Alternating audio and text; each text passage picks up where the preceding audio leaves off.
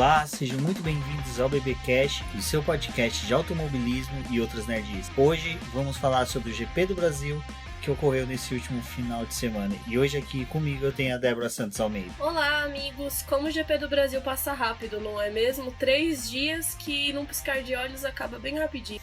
No caso de quem comprou o ingresso ou quem acompanhou pela casa, foram 3 dias, mas no seu caso você teve 4 dias. Na verdade não, né? 5 dias, né? Que o seu trabalho já começou mesmo na quarta-feira. Quando eu fui na coletiva do Hamilton. Eu acho que isso tudo fez parte da nossa preparação, né, pro GP do Brasil. Porque, como você disse, você foi pra coletiva do Lewis Hamilton, né, da Petronas, na verdade, onde que o Lewis Hamilton estava presente. Você pode falar só um pouquinho, Débora, como é que foi essa coletiva? Bom, eles apresentaram um produto novo, que é um lubrificante, e é algo que eles estão já usando nas pistas. Então, o que é muito interessante é que é muito se falado, né, que a Fórmula 1 traz inovação pra nós, que somos motoristas de carros normais, e esse lubrificante foi essencial para poder fazer a refrigeração do carro da Mercedes, auxiliar no bom desempenho dele. Também foi importante para poder eles conseguirem usar 3 motores durante toda a temporada e conservar esse motor o máximo possível. Então foi esse o produto que a Petronas apresentou. Eles estão com uma linha bem grande para poder atender desde o carro comum até o caminhão, e também esses equipamentos que são usados na parte da agricultura. E o Brasil foi escolhido porque ele tem, para poder participar desse projeto, né, ele tem uma frota de carros bem grande, e a gente também tem que pensar na questão do meio ambiente. Então foi uma das coisas que eles mostraram pra gente no evento. Bacana, então vocês veem que o GP do Brasil não começa exatamente no primeiro treino livre, né? Aí já tem inúmeros eventos. No mesmo dia tava tendo, acho que um evento na Granja Viana com o Fernando Alonso. Teve evento da patrocinadora do Carlos Sainz também. Teve outros pilotos que foram em eventos esparsos, os Acelerados, canal do YouTube. Teve um evento também com o Vettel, né, do Velocitar. No começo desse mês também, a Mercedes estava trazendo truck para São Paulo, para poder ficar em alguns parques, para o pessoal que não fosse ao GP do Brasil, ou mesmo que fosse, né, antes do final de semana do GP do Brasil, ter a oportunidade de andar com um carro de Fórmula 1, mas na verdade era um simulador, que era o carro do Lewis Hamilton. Então já teve outros eventos que estavam motivando o público ou quem tivesse acesso a se divertir e se inteirar mais na Fórmula 1. Além dessa, a gente ainda teve o evento da Heineken, né, em Porto Alegre e Rio de Janeiro, onde Felipe Massa, no Rio de Janeiro, pilotou um carro, foi o da Williams 2011, se não me engano, com a pintura daquela da Martini, que é da Martini, que é quando vai fazer um GP num país que não pode ter propaganda de bebida alcoólica. Em Porto Alegre foi o Rubinho Barrichello, já foi um modelo que o pessoal ficou discutindo qual que era. Não aparentava ser uma da Williams, aparentava mais ser um carro da equipe Prost de 98, não sei, 98 não, acho que 98 é muito, eu não lembro agora exatamente. Mas, pra ver, o pessoal vê que realmente tinha evento, a Fórmula 1 realmente não é só restrita a Interlagos, e já que a gente falou de eventos, acho que a gente poderia só dar uma comentada rapidinho do evento do Boteco F1, do Sérgio Cervelli, que foi muito bacana. Teve a presença do Ico e da Juliana Serrazoli, da Band News, da Rádio Bandeirantes, né, que foi bem bacana. Os dois falaram das experiências deles, de cobertura e tal. Teve sorteio de prêmios, né? Que foi bem legal. Foi bem legal. Teve... A Juliana Serrazoli respondeu inúmeras perguntas, teve bastante coisa, foi interessante. Até no vídeo de hoje do Sérgio, ele brincou que ele ia falar um negócio, mas ele deixou restrito somente para quem esteve presente no evento, então foi bem bacana. E tivemos a presença ilustre do Sérgio Sete Câmara, que eu, como maquilarista, é lógico que eu fui tietar, tirei foto com ele. Falei da minha torcida para ele, da chegada dele, né? Primeiro, a alegria minha da chegada de um piloto brasileiro na McLaren, e depois desejei toda a sorte. O Will Mesquita, que é do Papai Orange também, ficou super, é um piloto da McLaren, né? Se é de testes ou não importa, ele é da McLaren. Então foi bem bacana isso. E eu tô falando uma coisa que foi o próprio Ico que falou pra gente, pra mim, pro Valese, que também da casa, o Will Mesquita que estava presente, o Rafael Celone, que o Ico falou, olha, em 20 anos de cobertura de Fórmula 1, eu nunca vi no Brasil um evento igual a esse. Tem aqueles encontros, né? Mas nada que... Não tem um evento de proporções, que nem teve. Com a gincana, vamos por essa forma de distribuição de brindes, que a Juliana levou como boné do Lewis Hamilton autografado. E foram vários, não foi uma coisa só, tipo, tinha vários produtos e várias coisas.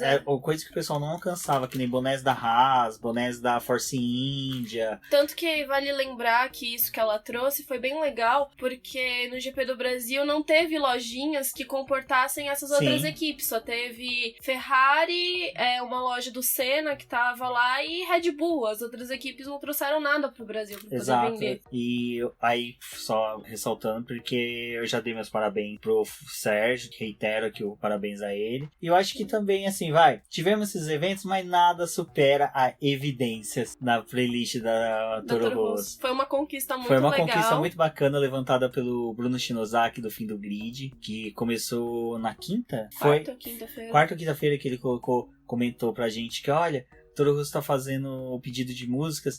A gente foi lá, fez uma campanha. Fernando Campos aqui da casa foi muito abrangente, ele levou pra todas as mídias, todas as redes sociais a campanha. Foi legal ver o pessoal no WhatsApp conversando sobre isso. Como tava sendo engraçado, né? A gente não colocou tanta fé, porque, tipo, sei lá, né? Mas só que o lucro foi tão grande que a Toro Rosso inseriu.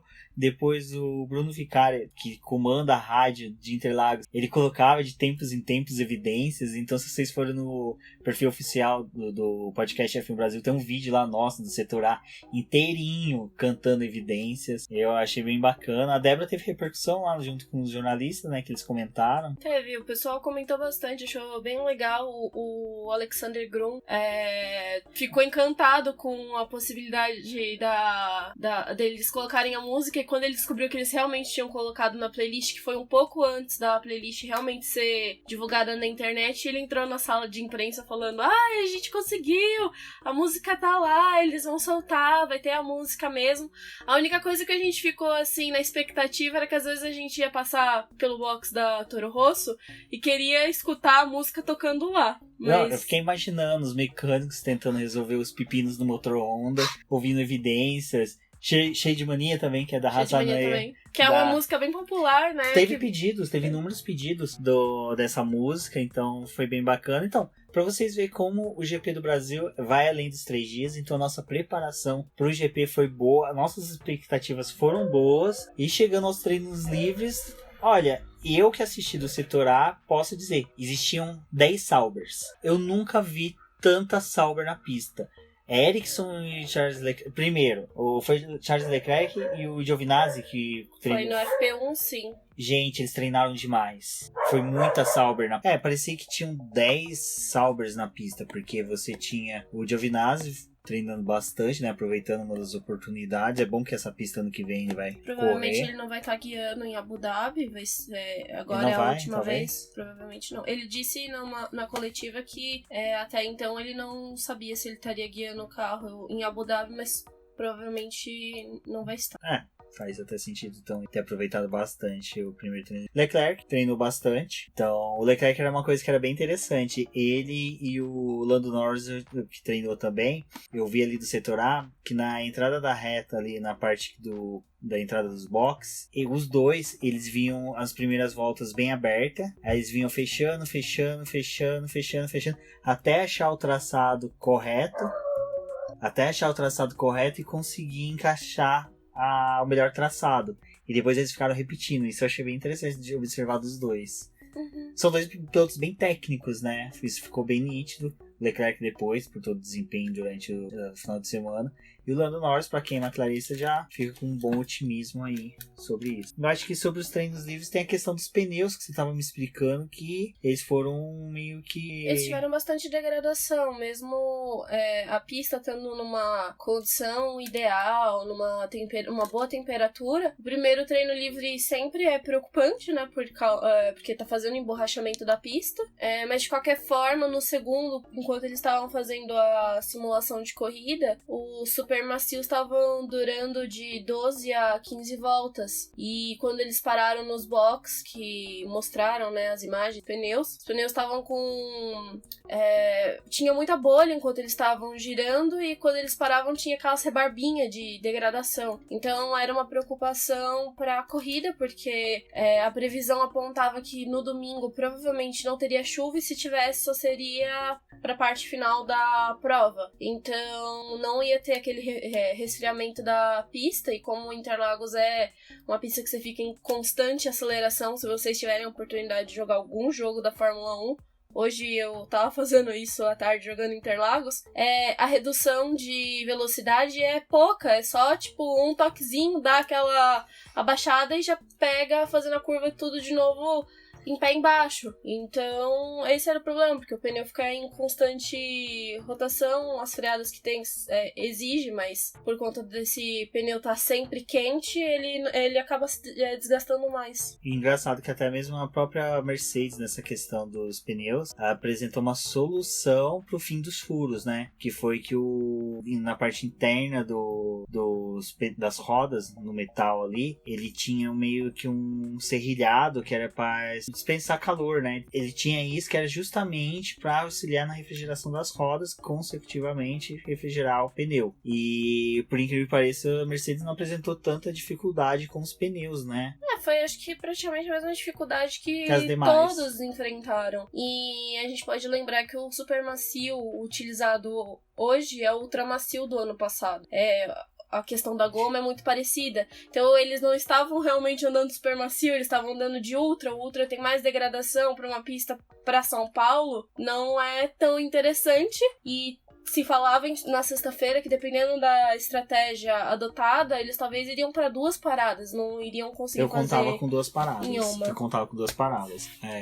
Uma por causa dessa degradação que teve, e a outra que quando chegou no domingo a pista estava mais quente. Então ela se apresentou mais favorável à degradação dos pneus. No domingo acho que estava em torno de 34 graus a pista. É muito alto pra... como brincava o Valé, você olhava pro setor G e do setor A, você tinha 2 sóis igual o Tatooine. Então estava muito quente. Mas antes de pular pra corrida, nós tivemos o acidente do Hulk no TL2. O Hulk, você via nítido desde o primeiro TL1, né, desde o TL1, que ele tava explorando muito a pista pra poder tentar encaixar uma boa volta. E ele tava abusando muito das zebras e você via, tipo assim, um pouquinho da faixa do pneu passar na grama. E foi o que aconteceu no TL2. Ele passou na zebra, só que ele foi além da zebra demais. Os pneus do lado direito passaram pela grama e destabilizou o carro e ele foi em direção... Uma pena, né? Porque, assim, as Renaults, eu brinquei que não da sala, mas eu vi as Renaults foram as 2 equipes que mais... As 2 equipes, 2 carros que mais rodaram nos treinos. Então houve uma busca aí da equipe Renault em ter um bom acerto para a corrida. Agora, sobre o quali... O quali foi sensacional. Aquela tensão do vai chover, não vai chover, vai chover, não vai chover. Eu acho que foi o mais sensacional. O mais legal é que teve uma hora que você olhava na transmissão, e isso também o pessoal acabou falando, porque você olhava pra Interlagos, principalmente ali do setor A, que foi assim, eles tentaram mostrar a pista no geral, né? Mas você via faixas, tipo, uma parte da pista com aquela completamente preto, como se estivesse chovendo horrores. Aí o meio, mais ou menos, a parte do S seca. Aí depois as nuvens começaram a girar. Ai, foi muito legal ver isso. Teve uma hora que eu chamei o pessoal em volta meu e falei, gente, olha que legal. Olha pro céu, que legal. Existe uma faixa por cima de Interlagos de nuvem negra. Pro lado do bairro de Interlagos, que é de quem tá no autódromo olhando pro miolo da reta, que fica ao seu lado esquerdo, tava sol. O lado sul, que é Grajaú, vai ali pra Billings, tava sol, mas em cima uma faixa de nuvem escura, carregadíssima. Vai, gente, se chover, vai chover só uma faixa de Interlagos, que vai ficar sensacional. Uma pena não ter chovido, e o que eu achei interessante. E o que foi legal disso, dessa tensão, é porque eles ficavam, a gente escutando, né, a cada 4 minutos, daqui 4 minutos, na verdade, vai chegar chuva. E aí a chuva realmente não chegava, mas ela ficava numa parte da pista, tipo, era uma garoinha suficiente pra poder desestabilizar. A gente sentia o chuvisco. Era um chuvisco assim, aquele do tipo guspe em chapa quente, que caía no chão e já evaporava. Não era o suficiente pra molhar a pista, mas era o suficiente pra criar essa tensão, porque chuviscava mesmo, a gente tava com os celulares pra mexer no... Tanto que eles foram logo de uma vez pra pista, tipo, Sim. Os carros formaram uma fila antes nos 3, né? Os carros formaram uma fila no pit lane e assim que liberava já saía todo mundo, então... Você tinha os carros nesse começo, né, sempre, do Q1, Q2, Q3, de uma vez na pista pra poder tentar buscar a melhor volta com medo dessa garoa. E alguns pilotos, assim, pegaram esses pouquinhos de garoa, que eram interessantes porque você via, mesmo esse pouquinho, desestabilizava o carro Sim. E já modificava a volta deles completamente. Então eles acabam perdendo o jogo de pneu buscando a melhor volta por causa de consertar o carro na pista. Exato, e agora de consertar o carro na pista, uma coisa que ali de onde que eu tava, eu olhava a entrada dos boxes, eu via onde estava a balança, a Mercedes, né? Então, por exemplo, Lewis Hamilton foi parado na balança. Eu acho que foi o Lewis Hamilton. Gente, não dá pra ver capacete. Então, eu lembro que Mercedes foi parada, a Red Bull foi parada, a Renault foi parada, a Ferrari, como a do Vettel, foi parada. Dá aflição de você ver o carro parar. Porque a gente sentia que tava mudando a temperatura da pista, a temperatura do ambiente. E você viu o cara parando. Eu acho que foi a maior crítica Eu acho que chegava deles. a perder uns 2 minutos numa parada dessa. E para 2 minutos para Interlagos é praticamente quase que 2 voltas completas na pista. Então, eu vou falar. Eu, na hora, falei, nossa, é muita sacanagem você ser sorteado para ter o carro pesado. Eles estavam naquela tensão por conta da chuva. E se ela realmente aparecesse, né, teria comprometido vários pilotos. E eu acho que às vezes é um erro chamar, mas é necessário por causa de fazer a aferição do carro e para podermos saber se tá tendo alguma irregularidade, mas enfim, ali o Vettel ele foi, a gente não pode dizer prejudicado. Só para contextualizar pro pessoal, para quem não tava inconsciente durante a corrida, quer dizer, durante o final de semana, o Vettel parou em uma das pesagens do Q2. Nessa parada dele, ele não desligou o motor, ele tem que desligar. Vem o pessoal da equipe para dar a partida pro carro retornar pros boxes. Ele não desligou. Ele não desligou o carro no tempo que era necessário, que é o momento que a balança faz a pesagem. Ele tinha se negado a fazer isso naquele momento, mas o equipamento já estava fazendo a aferição do carro e por causa da vibração que o motor tem, pelo carro estar ligado, eles não conseguem fazer a medição que é necessária no carro. Então, quando ele desligou o carro mesmo, a balança já tinha feito a medição e ela não foi precisa. E aí depois religaram o carro e ele voltou para os boxes da equipe.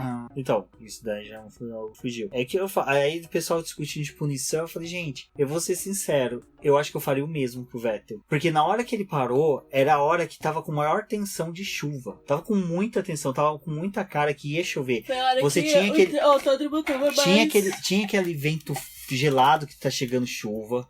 A gente, como eu tava falando, a maioria dos que estavam ali com a gente, pessoal que já é acostumado, tava com o aplicativo de timeline da Fórmula 1 aberto, então a nossa tela molhava. Mesmo a gente estando debaixo da árvore, da famosa árvore do Valese, molhava. Então, a gente sabia que a chuva estava chegando. Eu fico imaginando a aflição do piloto que perde uns 2 minutos. E 2 minutos num Q2, num Q3 é muita coisa. Então, não falo que o que ele fez foi certo, mas eu entendo ele e eu entendo porque que a FIA só aplicou a multa nele e não uma punição maior. Porque, tecnicamente, ele já é uma punição pro piloto sofrer a pesagem, porque ele perde tempo. E a questão também do Vettel não ter sido punido aí já é uma coisa, né, completamente assim, à parte, é que o Hamilton também chegou a quase ser punido. Na verdade, não teve a... Sim, o lance do Consirotti. Não teve a questão nem da FIA mesmo, dos comissários, né, de prova, fazer a investigação. Mas ali se teve uma tensão, por mais que dissessem que o Sirotkin não tava numa volta rápida, que ele tava, na verdade, fazendo a outlap, que é terminando a volta para poder voltar pros box.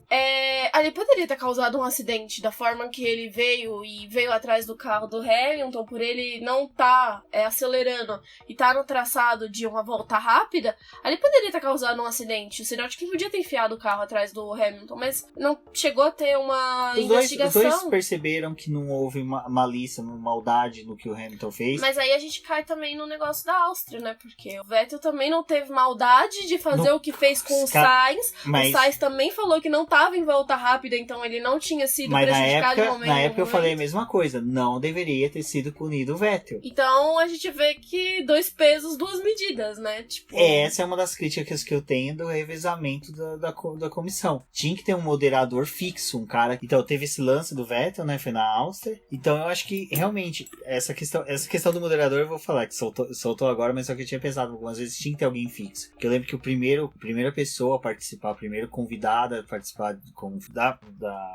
dos fiscais, né? Que vão tomar a decisão, foi Emerson Fittipaldi. Eu na época eu falei, seria bacana se fosse um piloto fixo, mas um piloto que fosse recente, porque teria um conhecimento até mesmo em questão dos carros atuais, se possível, dar oportunidade para ele dar uma volta nos carros atuais, para ele poder saber, para ele ter um conhecimento de causa, para poder dar a punição. Saindo do quali, ao final, nossa, me fugiu de quem fez a pole. O Hamilton. Exato. Olha, me fugiu completamente. Eu ia falar Bottas, porque eu lembro que ficou uma briga, né? O Vettel, ele já tinha feito uma boa volta, mas a diferença dos 4 primeiros colocados, né, que foi o Hamilton, o Vettel, Bottas e Raikkonen, a diferença foi bem pouquinha entre eles. Uma coisa que eu lembro, olha, é que assim, gente, eu vou falar. Até o Max Verstappen também não ficou longe deles. Acompanhar a corrida ali no autódromo, assim, tem hora que você só sabe que tem carro rodando, você não sabe mais posição, você tem que se orientar por aplicativo, pelos telões, mas voltando a uma coisa que foi muito interessante, Kimi e o Vettel virando no mesmo tempo, isso foi uma coisa muito legal, eles ficaram a 2,47 centésimos do Lewis Hamilton em um dos treinos, se eu não me engano foi já no Q3, ali pro finalzinho, então foi bem legal você ver isso, você vê que as duas Ferraris viraram exatamente o mesmo tempo, então foi muito legal. Eu acho que o Kimi tava na frente porque ele abriu a volta na frente do Vettel. Do Q3 eu acho que do quadro foi isso, foi bem legal. Mas teve o lance do Leclerc, né? Que foi... O Leclerc e o Ericsson, os dois passaram mais uma vez. É que o Ericsson é milagre. Tô brincando, teve um mérito. O Ericsson, ele tinha 2 jogos de pneus novos, que proporcionou ele a fazer uma primeira volta melhor e uma segunda volta melhor. Ele teve novos porque, como o Giovinazzi treinou, ele não pode usar a cota do Ericsson. Ele tem que usar um que é fornecido especialmente. Vamos procurar saber isso. Eu achei interessante, porque se o... Eu acho que foi na questão de escolha, não lembro qual foi o número de pneus que cada um escolheu, mas eles chegaram... O Ericsson chegou favorecido porque ele tinha dois jogos novos e o do Leclerc, quando ele foi pra pista, acho que tinha 3 voltas já. E por isso que ele optou em tentar novamente a volta e conseguiu uma volta excelente. Ele conseguiu uma volta melhor porque ele tava com um jogo melhor, mas isso é o que um jogo melhor vai proporcionar ao carro. Quando ele foi pra pista da segunda vez, ele virou um tempo melhor, mas não foi suficiente pra poder bater o do Ericsson. Tanto que o Ericsson largou na frente do Leclerc. Então... Não largou, ele só posicionou o carro na frente, porque a largada dele foi bem Weber Barrichello. Mas essa questão do pneu faz diferença, tanto que é por isso que do Q2 pro Q3, como Ferrari fez... optou nos macios para poder largar, fez uma boa volta para poder largar no domingo com os pneus macios. Só que depois eles foram com um pneu, um jogo vermelho já utilizado para poder fazer aquele acerto do carro para poder sentir a diferença. O Leclerc não tinha como sentir a diferença do pneu porque ele não tinha mais pneu. A primeira volta dele foi comprometida e também não é o suficiente para você conseguir superar a sua primeira volta, sendo que a sua... Quer dizer, superar ele superou, né? Ele tava com o pneu mais novo. Mas não foi o suficiente para ele poder tirar toda a diferença que um jogo novo já teria proporcionado para ele ali imediato. Então, acho que do quadro é isso. Essa questão do Leclerc é bem interessante porque mostrou uma maturidade do piloto que... Porque o tempo do Ericsson foi 1.8.296 e o do Leclerc 1.8.492. Tipo, é uma diferença grande se você vai ver. Que se resume ao pneu. Resume o pneu. Agora da corrida, acho que é interessante começar que tudo indicava que em algum momento ia chover. Se tinha aquela tensão, na verdade foi uma coisa que já foi alimentada desde o começo da semana, né? Que se falava que a gente ia ter em Interlagos um final de semana bem chuvoso, uma sexta, um sábado e um domingo com chuva constante. Foi até uma coisa que o pessoal achava que ia acabar comprometendo, né? Porque quando tá chovendo eles acabam poupando os pilotos de não ir pra pista pra evitar um acidente maior, né? Por conta da chuva. E preferi optar pelo quali e pela corrida, mas não foi uma coisa que aconteceu, né? A gente teve um final de semana muito quente em Interlagos. Que ficava ameaçando não se ia chover. Foi uma coisa que ficou bem interessante, porque a gente ficava assim, batia uma brisa mais gelada, batia um vento mais frio. A gente olhava pra Billings, que é a represa que fica à frente do setor A. Você via, ela tava chovendo. Tem acho que vamos colocar uns 10 quilômetros depois da linha do trem, que é bem próximo ao autódromo, tava chovendo forte. O céu tava todo cinza. Então, a gente tava com aquela expectativa da chuva chegar, mas parece que a chuva só contornou o autódromo, não chegou no autódromo. A corrida até que teve toda a questão dessa da expectativa da chuva, mas como a gente falou,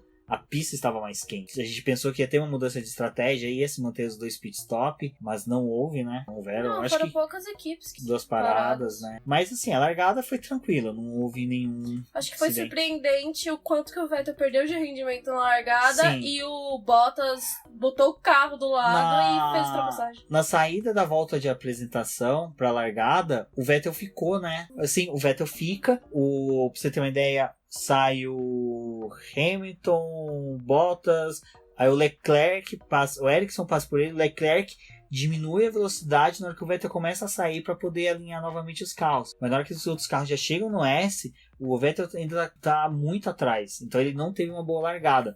Parece que ele teve problema com a liberação da embreagem, alguma coisa assim, algum problema eletrônico na largada. E o rendimento dele na corrida em si não foi aquele rendimento, né? Porque ele sofreu. Depois o Raikkonen sofreram. passou, depois o Verstappen pressionou ele também, passou.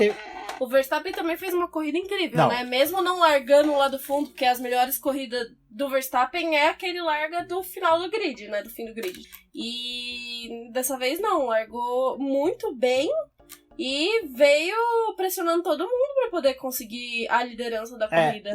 Acho que os 3 pilotos que largaram bem foi o Leclerc, como eu disse, o Verstappen e o Fernando Alonso. O Fernando Alonso ele largou ali da onde que bem à minha frente. Então eu vi o Ricardo também. Que ele já comeu umas 3 ou 4 posições. No final, ele já estava bem adiante. Ele já estava entre o top 10, se eu não me engano. Ele já estava bem na frente. Ela tá falando não, como se não tivesse top. Mas o Verstappen foi realmente o destaque. Eu acho que o fato dele comer a pista da forma com que ele devorou. Eu lembro que a gente ficava olhando quando queria conseguir abrir a asa. Porque era interessante você ver. Eu acho que emocionante também foi ver, não o Hamilton, na verdade, mas eles, tipo, Verstappen, Vettel, Raikkonen, Bottas, virando tudo ao mesmo tempo, todos abrindo a asa no mesmo momento. Os 5 estavam abrindo ao mesmo tempo. O Leclerc vinha sozinho, mas só que ele vinha fazendo um traçado muito bom, porque ele ficou virando, acho que várias voltas quase que no mesmo tempo, então ele soube acertar as voltas, um traçado que não consumia tanto pneu, então que ele ficou bastante tempo.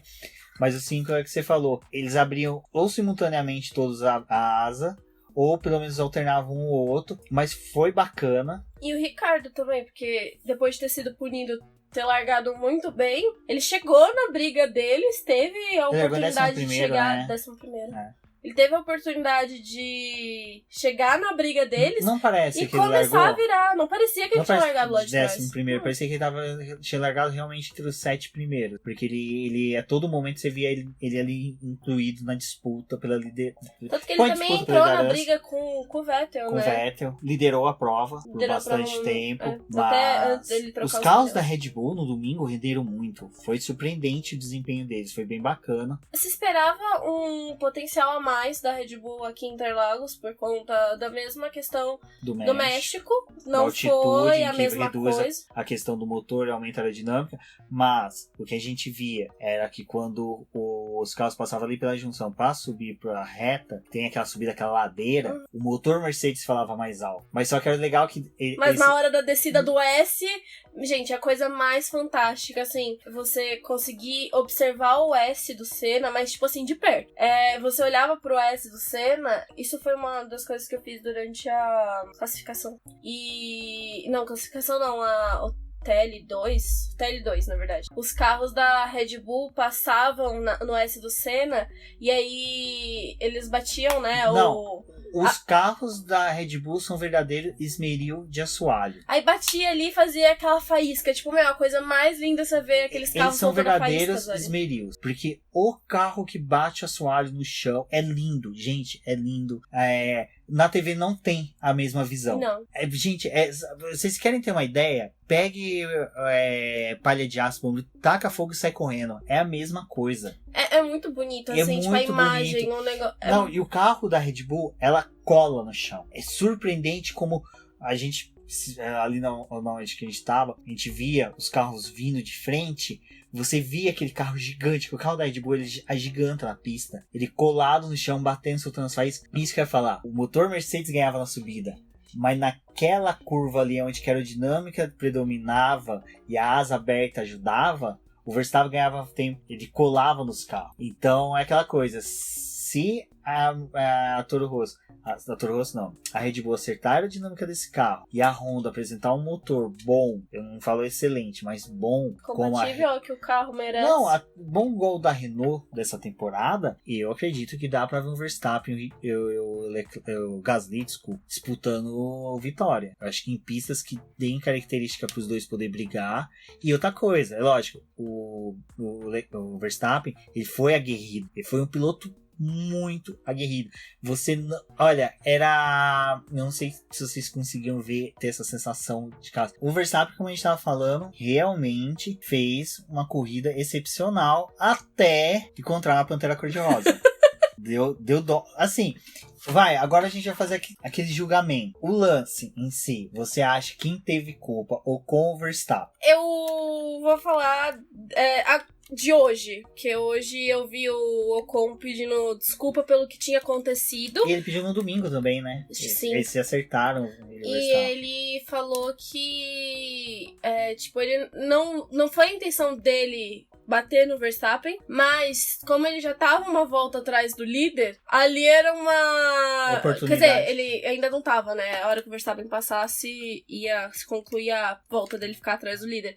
Mas como ele não queria tomar essa volta, ele tentou se manter o máximo que ele pôde na frente do Verstappen. Ele não fez isso de maldade. E ele, pelo que eu entendi, ele falou que ele não sabia que o Verstappen era líder da corrida. Então ele fez meio que consciente. Tipo, não queria... Não teve malícia. Não deu uma malícia. Tipo assim, ele não queria ser mais prejudicado. Assim, depois que ele foi se dar conta que quem era o líder da prova era o Verstappen, e a burrada que ele tinha feito. Mas ele não queria ficar mais atrás do que ele já tava. E pelo que a corrida tava se desenvolvendo, provavelmente não ia ter entrada de safety car. Porque quando o safety car entra, né, ele reorganiza o... Eu vou naquela linha do concordar com o Lewis Hamilton. Quem tinha mais perder era o Verstappen. Ultrapassar ali e ele viu que o Ocon tava mais rápido. Querer tentar continuar a ultrapassagem no S foi muito otimismo do Verstappen. Eu não sei se foi otimismo, assim, dele. Eu acho que ele, por conta dos negócios que tem de alerta, né, de bandeira azul e mas não ia dar bandeira azul porque ele não é retardatário. Era retardatário. Era retardatário, mas só que não... Mas eu acho que ele ficou assim, ele vai me dar espaço. E foi uma coisa que faltou espaço ali pra eles. Então, mas é isso que eu falo. O Verstappen, assim, é o S do Senna. Ele poderia ter se conservado? Poderia, mas também... Eu lembro de não sei se o tweet é da Mercedes ou se era da Fórmula 1, eu vou até procurar pra pôr no post, que é mostrando que o setor G, que o S do Senna é o local da Fórmula 1, é o trecho da Fórmula 1 que tem a maior variação de força G nela, que na hora que você entra na curva é de um lado, é do lado do esquerdo pro direito, depois vai do direito pro esquerdo, depois do esquerdo pro direito, ele tem essa alternância, o que faz com que o carro mesmo, o piloto ele tem que fazer a curva trabalhando o peso e jogando o carro, não jogando o carro assim, mas deixando com que o carro se conduza pelo que a força G força ele a seguir uma linha. Então, todos ali são experientes. O Verstappen corre aqui em São Paulo, já teve, acho que 7 vezes que ele correu aqui, que teve algumas vezes que ele veio pra Toro Rosso com um piloto reserva e fez treino livre. Então, eu acho que... Eu não tô falando que a culpa foi do Verstappen, eu acho que aquela coisa que eu já falei até no podcast F1 Brasil, e é um termo do direito penal que eu uso bastante aqui, que é a culpa concorrente... Penal não, desculpa. Direito civil, que é culpa concorrente, de que os dois tiveram culpa. Eu acho que o Ocon teve em persistir na ultrapassagem, aonde que ele poderia... tentar se manter. Não, ele ia ter a vantagem da DRS na reta oposta e estaria de pneu mais novo. Então ele conseguiria retomar a posição, voltar à volta do líder. Ele não ia conseguir se manter, porque o Verstappen estava muito mais rápido. Cara, o Verstappen estava chegando nas Mercedes. Ele ia chegar em qualquer outro carro, com certeza. Não, ele estava engolindo o pessoal do grid, então era uma ultrapassagem inevitável. Era uma coisa que ia acontecer, independente cara, ele fechou, de ser ali ou ele ser com em o qualquer assoalho, outro o pneu momento. degradado, porque o pneu dele tem uma degradação até a mais, porque ele começou a disputar posições. Ele fechou a volta 1,6 do Hamilton, 1,6, 1,3, se eu não me engano. Ele fechou muito baixo. Pra quem faltava acho que 10 voltas, ele estava quase a 6 segundos. Então, ele teve uma redução gradativa muito boa. Assim, foi algo que a gente só via ele e o Kimi Raikkonen ao final da corrida. Os dois estavam muito bem. O Kimi Raikkonen também correu muito esse final de semana. Sábado, quer dizer, no domingo, na corrida em si, ele correu muito. Foi discreto? Foi. Mas a briga dele, dos finlandeses, Kimi e Bottas, foi sensacional. Foi muito sensacional. Eu não lembro exatamente que curva que foi que eles fizeram juntos. Mas eles fizeram juntos mesmo. Tipo, um do lado... Final da reta oposta... Eles começaram a brigar, eles entraram na subida juntos, do tipo, lado, lado a lado. Eles fizeram juntos. E foi muito respeitoso. Sim. A volta que eles fizeram ali. Foi muito legal. Foi. Não. Os dois correram muito, disputaram posições. Foi bacana. Outro piloto que foi bacana até o pit stop ver correndo foi o Fernando Alonso. Fernando Alonso até o pit stop dele, foi um desastre. Ele terminou 2 voltas atrás e foi aquela ele tava disputando. Eu lembro que tinha uma Force India, eu acho que era do Pérez, que tentava chegar nele, ele nas retas ele conseguia segurar o Pérez fazendo somente a uma manobra que é permitida, então ele anulava a asa aberta, e quando chegava no miolo, onde o carro da McLaren ele conseguia pelo braço favorecer, o Fernando Alonso conseguia tirar no braço um favorecimento dele, ele conseguia distanciar. Então até o pit stop eu tinha otimismo, esperava até mesmo uma pontuação, daí 10º no máximo, mas só que infelizmente é aquela coisa que a gente falou. As subidas de Interlagos faz com que os motores que não têm o desempenho do motor Ferrari e motor Mercedes sofrem, no caso Honda e Renault. E sofrem muito, sofrem bastante. Foi uma pena ver o Alonso na sua última disputa aqui em São Paulo, né, pela McLaren, chegar em 17º e a 2 voltas do líder. Foi algo que o Van Dorn ficou apenas uma atrás. Então foi um rendimento, assim, ruim pra McLaren, mas foi interessante por conta do Van Dorn terminar na frente do Alonso, que é uma coisa que a gente não vê, né? Raro. Isso é a preciosidade. Mais uma vez, eu acho que foi uma das primeiras vezes que o Van Dorn chegou à frente do Alonso. O Van Dorn terminou 20-0 contra o Fernando Alonso em qualis. Isso explica um pouco também por que tá partindo pra Fórmula 1, é uma pena. Mas eu acho que sobre a corrida em si é isso. E acho que também a questão da Sauber, não por conta do Ericsson, porque ele acabou saindo, né? Mas o Leclerc terminou na mesma posição de origem dele, mas naquela hora que os pilotos estavam trocando os pneus, ele chegou a correr em quarto. O carro da Sauber, então eu acho que assim, ano que vem tem uma boa perspectiva pra equipe, porque eles evoluíram e por mais que seja, o Ericsson não é o melhor piloto, mas ter a condição de passar pra um Q3 que é algo que não acontecia já colocar dois carros. Colocar 2 carros na frente. No Q3 da Sauber já é uma vantagem dentro dessa... Não, e na frente de Haas e Force India. Haas que vinha como destaque desde o começo do ano, a gente colocava ela como sendo a 4ª e 5ª força sempre, a Sauber, então a gente vê que ela teve um crescimento muito bom durante o ano. Acho que talvez foi o melhor crescimento, assim. Das equipes das foi. equipes. A Haas deu uma parada, que do meio do ano pra frente ela deu uma parada no crescimento dela. A Haas e a Force India, elas estão se alternando, né, em pista. Tipo, a pista que a Haas vai bem, não é que a Force India vai bem, é que a Force India vai bem, não é que a Haas vai bem. Então fica bem nítido essa diferença deles em alguns circuitos, mas... E também se olhando assim, né, tipo, a Force India perdeu todos os pontos e teve que retomar esses pontos depois de ter trocado de nome, né, e por conta de todo o processo financeiro que eles viveram e ter conseguido recuperar muito dos pontos que eles tinham perdido. E a Haas, aí você olha, né, que deu aquela estagnada, porque enquanto a Force India continuou crescendo pra poder recuperar, a Haas deu aquela parada. Sim. Mas são equipes fortes pro próximo ano. A Force India, final de semana inteiro, falou que tinha perspectivas boas pra 2019. O objetivo deles... Eu acho que é muito cedo ainda pra poder dizer. Eu também achei muito otimismo. Mas é legal você ver que eles estão com esse otimismo de brigar pelo terceiro, como terceira força. Mas o que eu acho mais interessante é eles dizerem por conta do equipamento que eles têm. Porque a equipe tá visando ter uma estrutura muito maior pra próxima temporada. Eles estão em processo de desenvolvimento da segunda sede deles. A vantagem é que aonde eles estão, eles têm o túnel de vento, né, tipo, próximo para poder fazer os testes dos carros.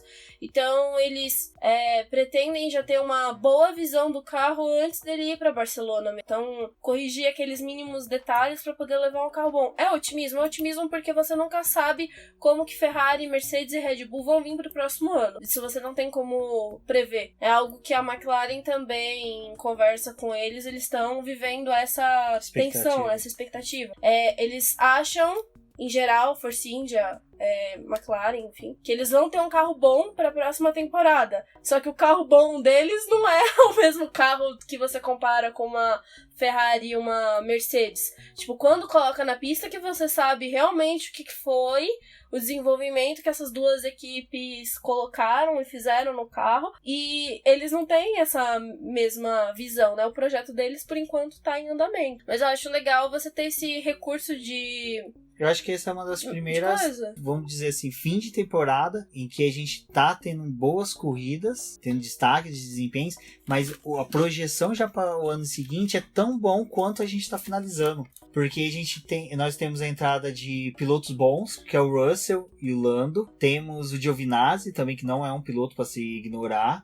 Não, eu acho que ele aprendeu com os erros, né, a gente pode dizer. Ele teve um ano de aprendizado de Ferrari, né? Não, e sim, ele teve a oportunidade de estar guiando o carro. Tipo, pra você ter uma ideia. Ele teve uma oportunidade de guiar o carro da Sauber, guiar o carro da Haas e o da Ferrari em teste pra Pirelli. Então, tipo assim, ele pegou parâmetro de 3 carros completamente diferentes durante o ano. Ele passou por muita experiência que a maioria que vem da Fórmula 2 não tem. Que o Russell, que nem a gente tava falando, compensa ou não entrar na Williams, o Giovinazzi, um ano sabático dele de pista, de competição, ele teve trabalhos incessantes com os carros, então foi bem bacana isso. Eu acho que sobre a corrida, sobre o GP do Brasil, acho que foi uma corrida emocionante, assim, não, tipo, pra poder resumir, foi sensacional. Assim, eu acho que, assim, Interlagos é legal quando tem chuva, puta, é muito legal, porque dá aquela tensão, mas foi uma corrida que não precisou da chuva pra você ver o tanto de coisa que, assim, mexeu no grid e o desenvolvimento que os carros tiveram. E eu acho que o legal de Interlagos é justamente isso, tipo, subida, descida, a questão de o carro tá acelerando de forma constante. É um bagulho muito da hora, tipo, eu acho que, assim, a gente não tem essa oportunidade de entrar num carro de Fórmula 1 e fazer uma volta dessa. Mas, pega depois qualquer jogo que você tiver, tipo 2016, 17, 18, sei lá, o jogo que você tiver em casa, coloca a pista de Interlagos e joga. Tipo, percebe o quanto de aceleração que essa pista tem. Até quando você reduz, que ali no Laranjinha e tal, você tem a retomada de aceleração muito rápida. É muito rápida, porque você praticamente você tem que aproveitar. Você dá 2 descidas de velocidade e aí você já volta com o pé em cima porque você não consegue. Pé embaixo. Você volta com o pé embaixo porque você não consegue fazer a curva se você não acelerar. Tipo, precisa da aceleração pra você fazer o traçado. São curvas que precisam. Curvas de baixo que você precisa estar acelerando. É algo bem interessante. Eu já percebi isso. Agora você fala quando for jogar novamente, eu vou perceber. Mas eu já percebi isso, que em Interlagos às vezes você fala assim, não, eu vou fazer devagar porque a curva é de baixa. Mas se você tentar fazer devagar, o carro praticamente para, porque o carro o S do Senna, quando você tá jogando, porque a gente só tem o jogo de 2016 aqui em casa, mas o S do Senna, quando você vai fazer que, tipo, você dá uma reduçãozinha, aí você bota pra poder acelerar de novo. Se você não acelera, o carro vai pra fora da pista. Tipo, Você tem que manter a aceleração, você tem que ter tração, você tem que girar a tração pra poder fazer o traçado correto. Aliás, compre o jogo. Boa, comprei o jogo. Eu acho que das nossas experiências, o pessoal ficou nítido aqui, eu do setor A, observando tudo, assim, você tem uma boa visão da pista, o setor A, eu vou ver se eu consigo um dia pegar, mapear quanto que a gente consegue ver da pista, de quanta porcentagem que a gente consegue ver na pista, mas é muita coisa. A Débora, como o pessoal percebeu pelos textos do BP, participou lá no paddock, fez a cobertura dos 4 dias da Fórmula 1 em loco lá, foi bem bacana. E é isso, acho que o GP do Brasil é um GP que a gente torce para ficar, prosperar aí pros próximos anos. Porque é muito bacana. A gente não sentou 1 minuto, não conseguiu desviar 1 minuto do olho da pista em nenhum momento. Nem nos treinos livres, nem no quali e nem na corrida. Foi o tempo todo olhando na pista, porque você tinha muita coisa a observar. Desde o sofrimento dos motores Honda, os motores Renault que sofriam na subida, nos momentos de aceleração, mas só que no miolo, os carros que tinham boa aerodinâmica. A largada foi sensacional. Eu acho que foi assim incrível, né? A primeira volta, né, da largada, eu fui pra parte de fora da sala de imprensa que tem, e a gente tem a visão do S do Senna. E aí você vai escutando o barulho dos carros vindo pela reta, tipo aquele barulhão modéstia à parte, né? Aumentando. Mas a hora que eles entravam, tipo, no S do Senna, que é muito rápido, gente, tipo, sabe? Não tem como você piscar. É muito rápido. Eles fazem e acabou, tipo. Mas é muito da hora você ver. E você vê o último, tipo. Não, as primeiras voltas, quando eles estão bem próximos, é uma coisa assim que você não pode piscar. É a coisa mais. Você vê eles entrando lá na reta oposta. Não, e o mais legal é que você vê eles fazendo junto. Todos os carros juntos e disputando espacinhos pequenos pra, tipo, não ter colisão. É insano. E é legal que não foi só nós que vimos isso, foi mais 150 mil telespectadores, fãs de Fórmula 1 que estiveram em Interlagos. Que passaram por Interlagos nesses 3 dias. Bateu-se a meta de...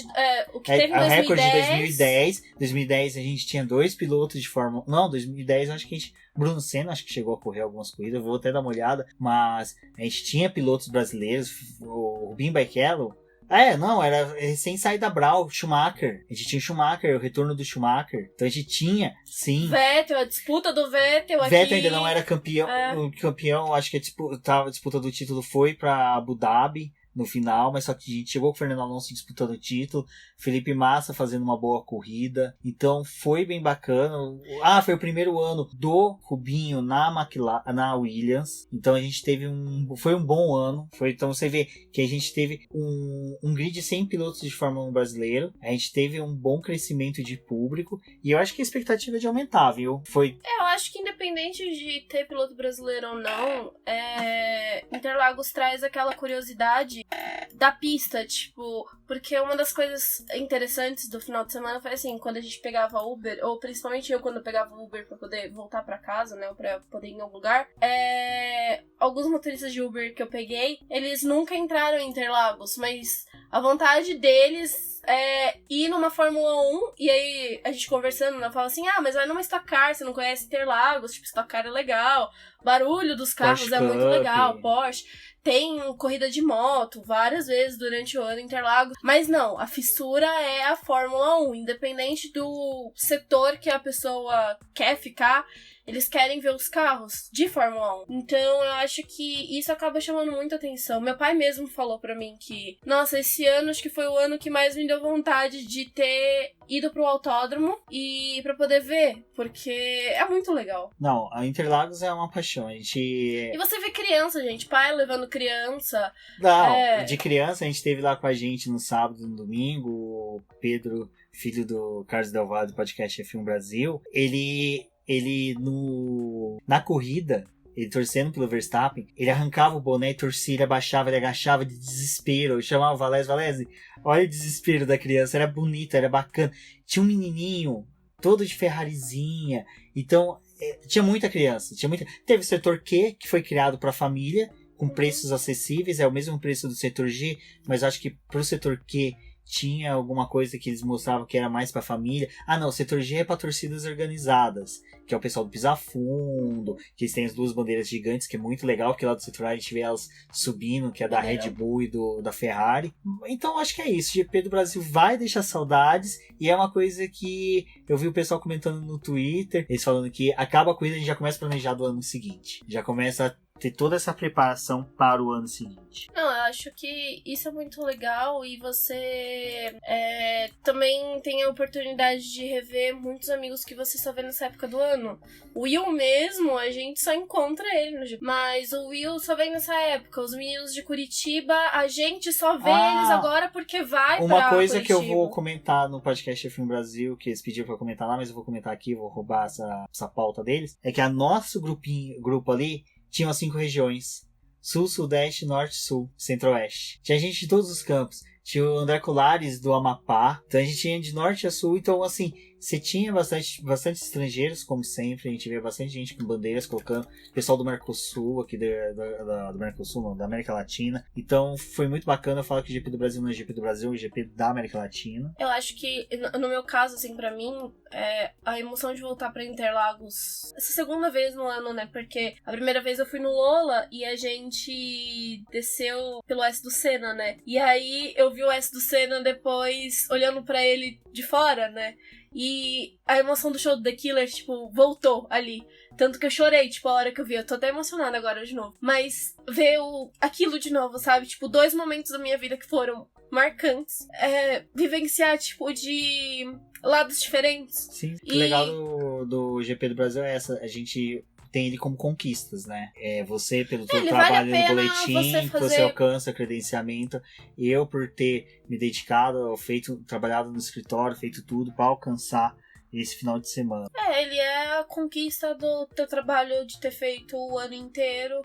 Pra mim, sempre, tipo, vai ser uma aprendizagem, sabe? Tipo, encontrar pessoas que, pra mim, são muito queridas e que me ensinaram muita coisa. E conhecer pessoas novas e ver o quanto que muita gente é receptiva e não se importa em ajudar, assim. Tipo, tenho o prazer de instruir e ensinar, assim.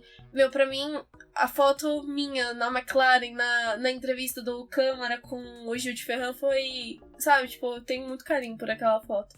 Sim, porque até aí a gente tem o Liver Rich do seu lado, que ele tá acompanhando todo o trabalho junto do BP, então é uma foto bem bacana. O Correge lá ao fundo, que o Correge é um amigão nosso. O Léo da Racing. O Léo da Racing, sensacional. Olha, são nomes que um dia você pode ver aqui, porque o Léo da Racing, ele é muito bacana, muito gente fina. Então é isso, pessoal. Eu vou agora preparar para Abu Dhabi. A última corrida, e agora a gente também já começa a pensar, né, em teste de pré-temporada, nos lançamentos dos carros, que daqui a pouco acontece tudo Kubica de novo. vai ou não pra Williams.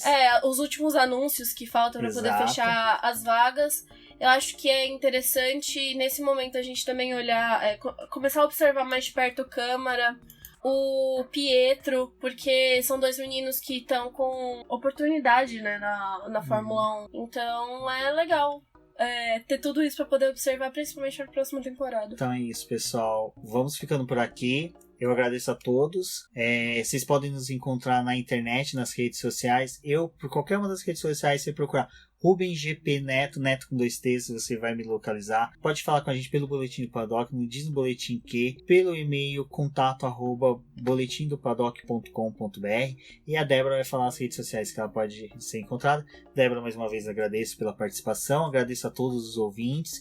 Um forte abraço e até a próxima, pessoal. É um prazer sempre estar aqui gravando esse podcast. Acho que é um momento muito legal que a gente tem pra poder dividir as nossas experiências, né? Gravar algo que a gente já faz naturalmente, que é conversar sobre Fórmula 1 aqui em casa. E se vocês quiserem falar comigo pelo meu Twitter, é @theflowers, ou o Facebook, se vocês me acharem por aí, pode adicionar que eu aceito. E vamos conversar, eu acho que é legal. E passem o feedback do podcast, vocês estarem escutando, se vocês estão gostando, se vocês querem algo novo.